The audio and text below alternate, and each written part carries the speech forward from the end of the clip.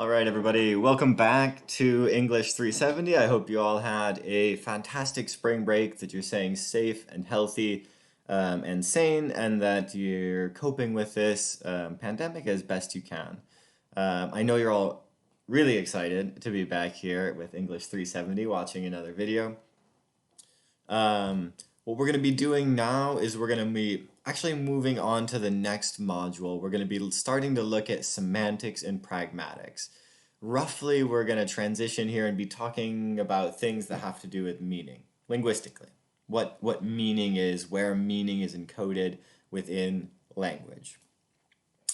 I anticipate this to take about the next 4 sessions. We'll probably take about 3 on semantics and then possibly one or two on pragmatics. These will be a little bit shorter of sessions. This is something I normally cover in 3-ish classes, but I'm going to try and break it up into smaller segments to make it hopefully a little bit more manageable for you in the online form.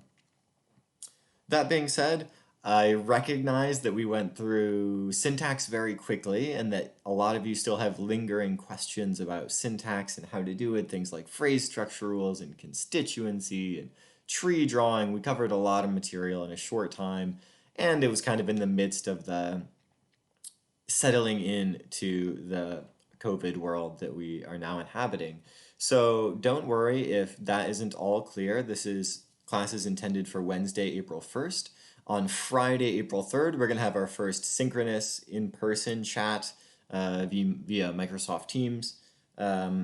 And you'll be able to ask a bunch of questions there. I have a little bit of material planned. I'm happy to keep talking about semantics and pragmatics on Friday, but I'm also happy to just field questions, say, hey, catch back up, answer any questions you have about syntax or this first semantics or class structure or what you should be doing with your time or whatever you've got. So if you have questions, bring them Friday, especially if there's syntax questions. It'll be a little bit of a syntax review session. So we're not done with that, but we are going to move on to some new material today.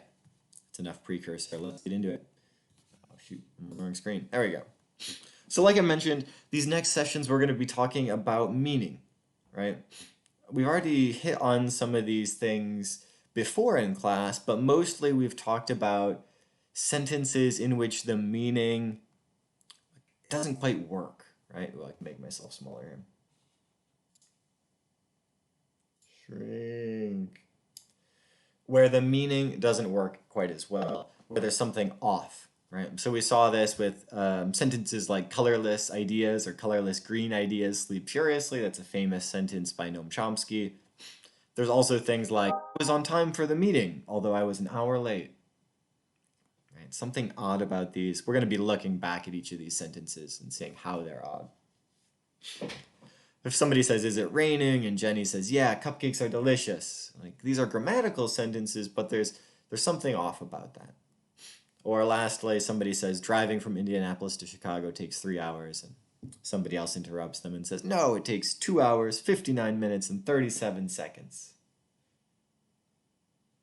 These all have to do with meaning, but they don't necessarily all have to do with meaning in the same way. Minimally, what they share is that all of these are syntactically grammatical exchanges or sentences. All of these are syntactically well-formed, but there's something wrong with their meaning, either semantics or pragmatics, and we're going to be looking at those differences in the next couple sessions. And we saw, I'm on the wrong screen again.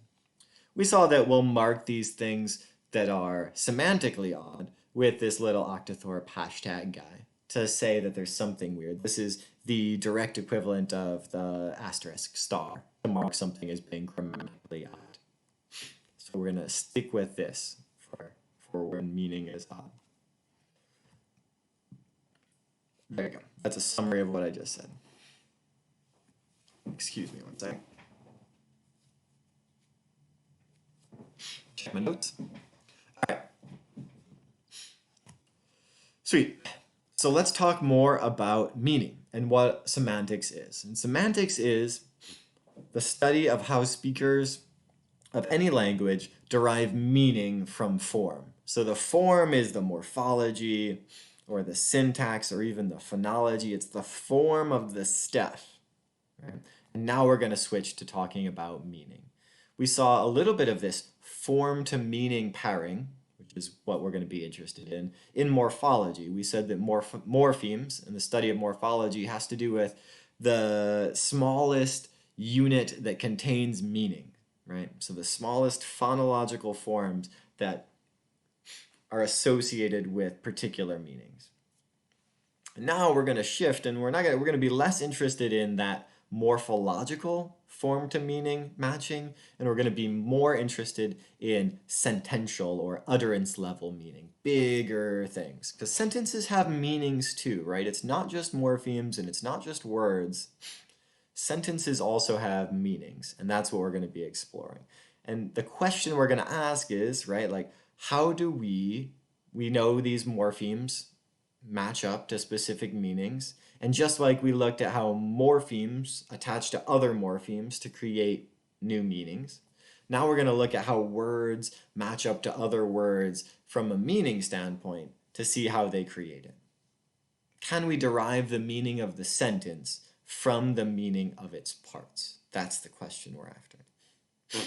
This idea we're going to call compositionality, right?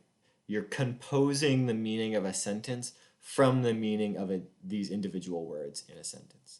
We'll look more at that in a second. Here's this meaning in morphemes, right? I jumped the gun a little bit. Where morphemes convey meaning, and you have things like impossible and unacceptable. We can say im and un, both kind of mean not. We know what a dog means. It's this four-legged mammal. Remember arbitrariness in the signifier signified from Saussure very early in the semester. And something like very tall. We can assign meanings to each of these things. So let's take a look at some sentences and see if we can assign meanings to them, right? So here's 4 sentences. Let's talk about their meanings. First sentence, an English 370 class is underway right now. Sentence 2, Ross is currently playing Ultimate Frisbee. Sentence 3, Brian ate 6 hot dogs at 7 p.m. at the intersection of Russ Street and North Avenue. And sentence number 4, Maggie will catch the 3 p.m. train. And what we want to be asking ourselves, what you should be thinking about to yourself at home is, what the heck do these things mean? Right? What's the meaning? What meaning am I deriving from these sentences? And how am I arriving at that meaning? What is the meaning and how do we get there? Okay, gather your thoughts. I'm going to present one way, one idea of one perspective on meaning. And one perspective on meaning of sentences is that they're not about things and actions and states in the same way that morphemes and words are. Sentences are about bigger picture things. They're about truth values, is one perspective. Again, remember, it's important to keep in mind, I'm presenting one perspective, and we're going to look at several. So don't jot these down in your notes too quick to write everything off. But one view of meaning is that it's about truth values. It's about whether this proposition is true or false, where a proposition is essentially just this sentence that has a truth value. Are these things true or are these things false? That's what we're gonna care about for today, basically. So we revisit these sentences and think to yourself, using our new perspective of what a sentence means, are these things true or false? An English 370 class is underway right now. True or false? Well, it's a little bit odd with this social distancing. It's a little bit less clear than when I normally give this lecture and you're sitting right in front of me. The right now may be a bit ambiguous, but roughly this is true, at least from my perspective. When I'm recording this, and semi-true when you're watching it, there's a sense in which that's still happening. Regardless, we can see how this is true. An English 370 class is in fact underway right now. What about this next one? Ross is currently playing Ultimate Frisbee. True or false? Okay, that's obviously false. They won't let me, social distancing, a little bit hard to play Ultimate Frisbee by myself, so here I sit in my office instead. I'm not. And you have direct evidence that, like, while I'm recording this, I'm not also playing Ultimate Frisbee. Think about how you know these things as well. Okay, so those two are fairly straightforward. The first one here is true, and the second one here is false. But what about this one? Brian ate 6 hot dogs at 7 p.m. at the intersection of Rush Street and North Avenue. Is that true or false? Right? You know, at your seat right now, get out a piece of paper, pause this, and write down whether this is true or false. And I'm going to tell you what the correct answer is in a second. And if you chose the wrong one, then you're going to fail the class. You'll have to self-report it to me. I really rely on your guys' honesty. Okay, that's not the case, obviously. It's weird, right? Like, it's hard to say when you're forced. Like, what would you pick? There's just so much we don't know about this. Right? Who knows? We don't know who this particular Brian is, right? We don't know. There's probably more than one intersection of Rush and North Avenue. Don't even know what city we're in. 7 p.m. We don't even know what day it is, right? We don't know when, we don't know what year it is, we don't know anything. We don't know enough about this context necessarily to say whether that was true or not. We just don't know. And somewhat similarly for this last one, Maggie will catch the 3 p.m. train. What's weird about saying whether that's true or false? It hasn't happened yet, right? I don't know if it's true. You don't know if it's true either, right? It may end up being true, but it's hard to say whether something's true or false when we're talking about things that will happen in the future. Yeah, weird. So this works, in some cases, like these first two we were fairly confident with, but these next two not so much. We're going to tease apart, like, again, I said this is only one perspective of a view on meaning. We're probably going to use a different perspective for these bottom two. But let's examine a little bit more about how we did this process, right?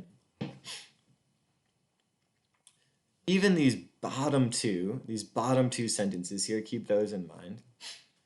When you do understand that sentence, and even though we can't directly assign them a truth value of true or false, nonetheless, we do know what the world would have to be like for that situation to be true or false. So we don't know whether it, in fact, in reality, is true. But we do know what the world would have to be like, what the conditions are for that sentence to be true or false. I'm going to flip back here. So we know what the world would have to be like for it to be true that Brian did in fact eat 6 hot dogs at this given time and given place.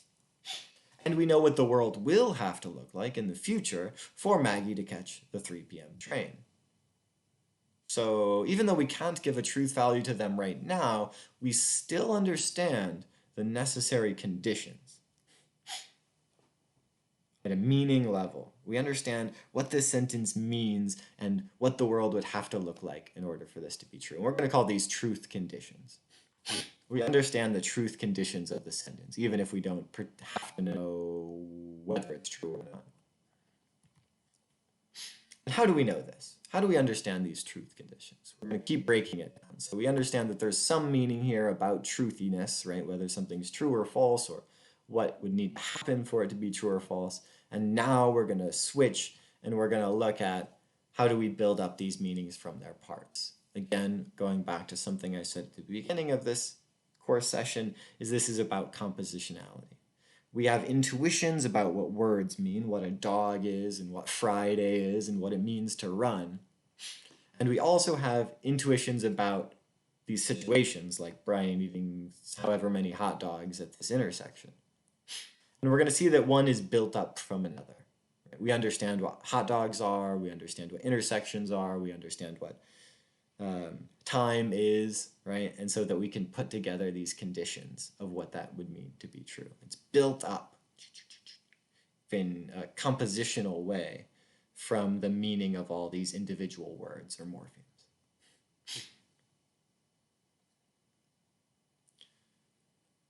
We saw something similar here when we were looking at morphology and this concatenation. We were more interested in the syntactic elements, the morphosyntax then, but there's something to be said about the semantic compositionality of multiple morphemes making up a word and concatenating, and the compositionality in terms of meaning of a sentence, where you take lots of words and you put them more or less in a string, a hierarchical order that we saw in syntax last week.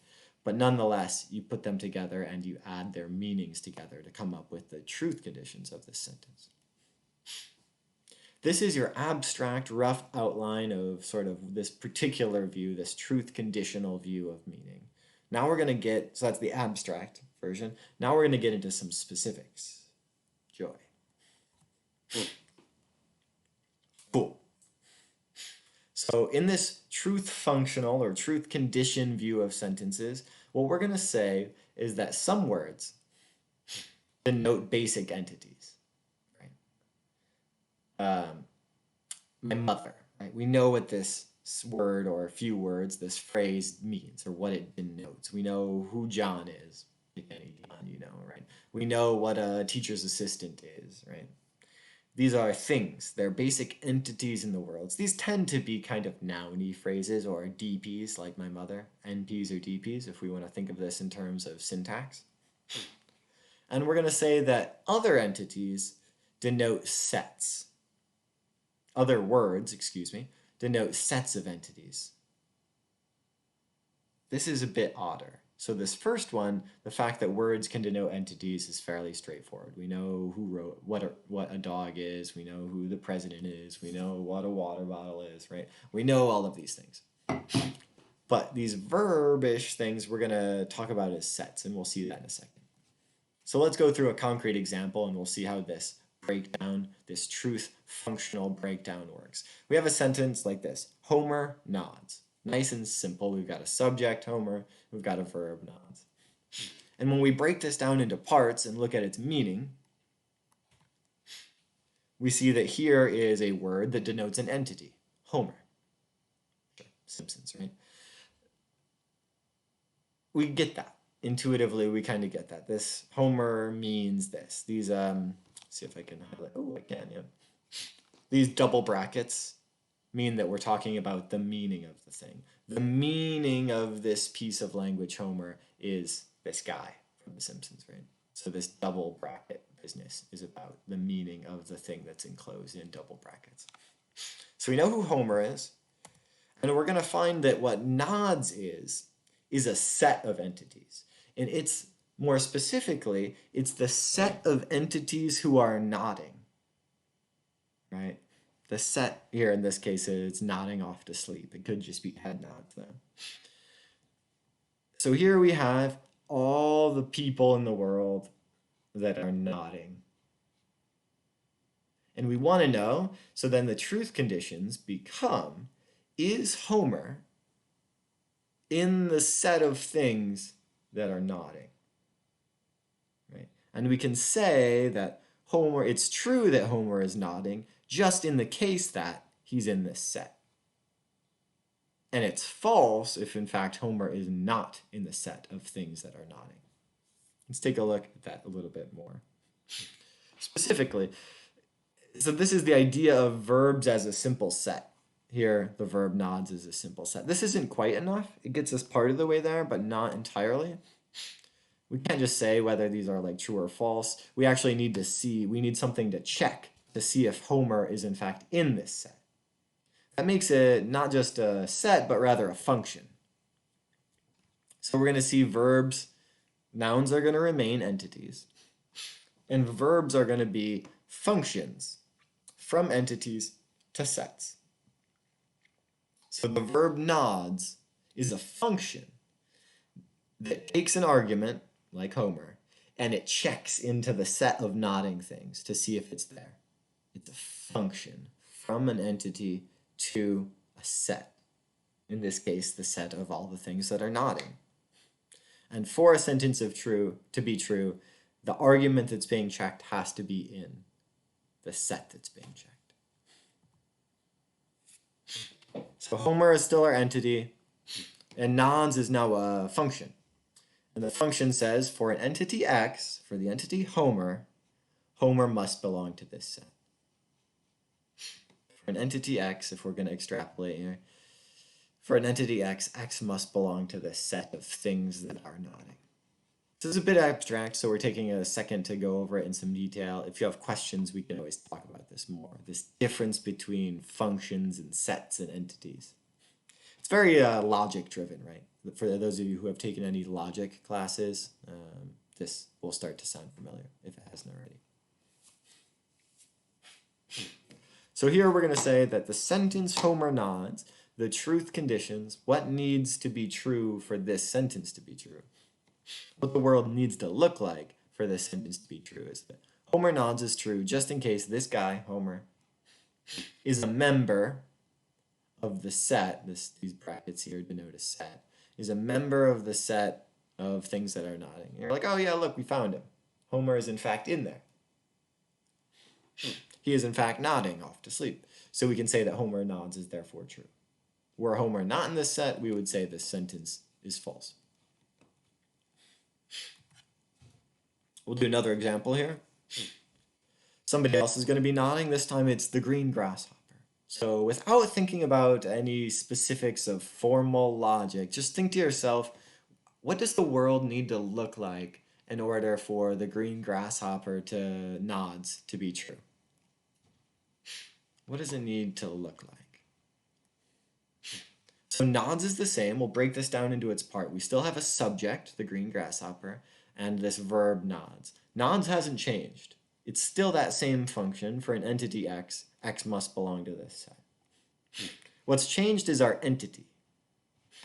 What's changed is the entity. And now instead of having a single word like Homer that denotes a single entity, here we've got a whole phrase, a whole determiner phrase in this case. And we want to see what that means. We can break this down too, because it's compositional and made up of multiple words. We can see that we can come up with a compositional meaning for this phrase. So what does a green grasshopper mean? Well, you go like this. This has got to be a grasshopper. The green grasshopper is in fact a grasshopper. It's also green, and there's only one of them. That's why we have the word the. So we can actually see this in terms of sets as well. So the green grasshopper is something that's at the intersection. The symbol here is the intersection.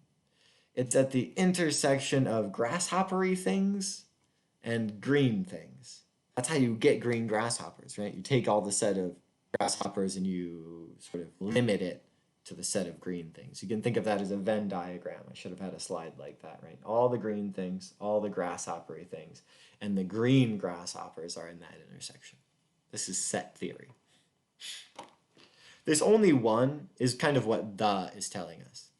It's not just any old, a green grasshopper. Oh, it's the green grasshopper. There's only one. It's not plural. It's not green grasshoppers, etc. So we know that this entity, that's our subject here, is something that is, there's one of, and it's in the intersection of green things and grasshoppery things. So if something that meets that description, that's our entity, if this entity that meets this description belongs to the set of things that nod, now we're going to say that's true. So the green grasshopper we could rephrase as saying the unique entity x, such that x is a grasshopper and x is green. Thus the green grasshopper nods is true if this entity, that is a unique object that's green and grasshoppery, is in this set. If we change our sentence, we're going through this stuff kind of fast. I'm less concerned about the formalisms of set theory and notation here than I am about you understanding the concepts. We can talk about this more on Friday as well when we actually talk in person. Here, a new sentence. The green grasshopper doesn't nod. Right? So now we have a sentence with negation, this doesn't thing. And here, this is easy. What do? Well, we just say, now this is true if the green grasshopper is in fact not a member of the set of nodding things. It just reverses it. Right? What does negation do? It reverses truth conditions. The green grasshopper nods means that this guy has to be a member of the set of nodding things. The green grasshopper doesn't nod means that this guy is not a member of the set of nodding things. Just a little reversal. So now we've looked over in this very short time. You might have to rewind this video and hear me say the word green grasshopper about 1,000 times. But what we've dealt with now are nouns like Homer and grasshopper, verbs like nods or sleeps or whatever. We've also dealt with adjectives like green. We've dealt with determiners like the, and we've dealt with negation like not. So we've actually dealt with a lot of different sort of parts of speech, if you want to think of them that way, and how we represent these things from this truth functional viewpoint of semantics. Again, everything that I've talked about so far in this class session has been from this perspective that the meaning of sentences is encapsulated in their truth conditions. What the world has to look like in order for this sentence to be true. And that's what we're getting at, right? These are the conditions. For this sentence, the green grasshopper doesn't nod to be true. Here's what the conditions need to be. This little unique green and grasshoppery thing cannot be in the set of nodding things. That's the conditions for this, for the truth of this sentence to be established. A few more things we'll talk about, just a couple actually, and then we'll probably break this up quick into little short segments. Take a look at this, the colorless green grasshopper nods. This sentence sounds weird, right? This is an odd sentence.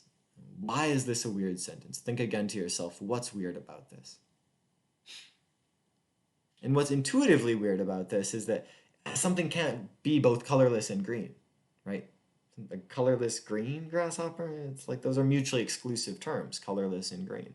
What's nice about this truth functional perspective on sentential meaning or propositional meaning is that we actually have a really good explanation for why this sounds semantically odd. Let's think about what the world would have to look like for the colorless green grasshopper nods to be true. Right? We'd have to have this entity, the colorless green grasshopper. We would need to identify an entity. And what's that entity going to be? Well, it's going to be grasshoppery. It's going to be green. And it's also going to be colorless. It's going to be at the intersection of all the grasshoppery things, and all the green things, the set of all green things, and the set of all colorless things. Those are all sets that contain a bunch of different objects. But is there any entity that is actually in this intersection that's a member of all three of these sets? Or is it? No. There's nothing in this intersection. This is a null result, right? Essentially, there's no overlap between the set of green things and the set of colorless things. If this was a Venn diagram, you'd rip your circles apart, right? There's nothing in that intersection. There's nothing there's no entities such that the entity is both green and colorless. So this matches our intuition of why colorless green grasshopper sounds funny. Okay. Just, there's nothing here. So we can't proceed with our truth conditions because we haven't even identified the entity yet, much less seen if it's in the set of nodding things. So this is why this sounds funny. From this set theory notation, it gives us a reason, sort of a formal reasoning for the semantic oddity of the colorless green grasshopper nods, which is really cool. That's nice. It's like a nice derivative. It shows that maybe there's some sort of merit or something to this. So I'm gonna cap off this lecture, this segment in which we've been talking about truth conditions of a sentence. What the world needs to look like in order for this sentence to be true or false. And furthermore, we also looked at the idea of semantic compositionality. semantic compositionality, in which the conditions or the meaning of the sentence are built up from the meanings of each of these individual words, right? We take the meaning of grasshopper and the meaning of green and the meaning of nods and the meaning of the, and we put all these together to get at the bigger meaning of what the sentence means. This is semantic compositionality. It's composed of its parts. That's the second thing we did. We looked at truth conditions of a sentence as one aspect of their meaning, and we looked at the compositionality of sentences. And then lastly, we used these set theory relationships, fact that, the grasshopper is really just, grasshopper, the word, really just is a set of all the grasshoppery things. And nodding, these verbs are functions, which check an entity like a grasshopper and see if it's in the set of things that are doing that action. Is it in the set of things that are sleeping, running, dying, whatever? Cool. And we've seen that these basic set theory relationships can actually help us to formalize truth conditions, and they can also help us to have a formal mechanical explanation for some semantic oddity, like in the sense of colorless green things. We find that the set theory relationship of there being nothing in there mirrors our own intuition about that sentence being odd, which is cool. All right, that's it for today's section. We covered a good bit of material here. I don't actually know how long I've been going. Hopefully not too long. I'm trying to keep these a little bit shorter. But we covered a lot of material in a short period of time. This is what happens when there's nobody here to interrupt me and ask me questions and heckle me and all of these sorts of things. So show up on Friday to do exactly those things. It's a necessary part of class. Next time, so like I said, Friday in class, we're going to be having a face-to-face talk. I'll also still be posting that to YouTube. So no worries if you can't make it, although please try. And we're going to see that when we move forward with semantics again, we're going to see that, as you've guessed, this truth conditional compositional view of language, it just doesn't cut it, right? It doesn't explain all meaning. Not all meaning is about truth conditions. Things can have meaning that's not just about truth conditions. So if you're worried, if you're like, whoa, this is not how I think about the meaning of words and sentences, you're not wrong. There's other ways to think about it, and we're going to explore some of those other potential perspectives on meaning and semantics moving forward. It'll be a little bit more practical, hopefully a little bit more fun.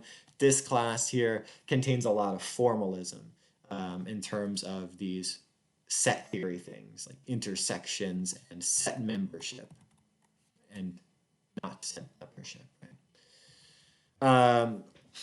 I'll ask you to know some of these very basic symbols for set theory, like intersection and sets with the curly Q brackets, but I won't ask you super complicated questions, and you won't have to be dealing with that too much.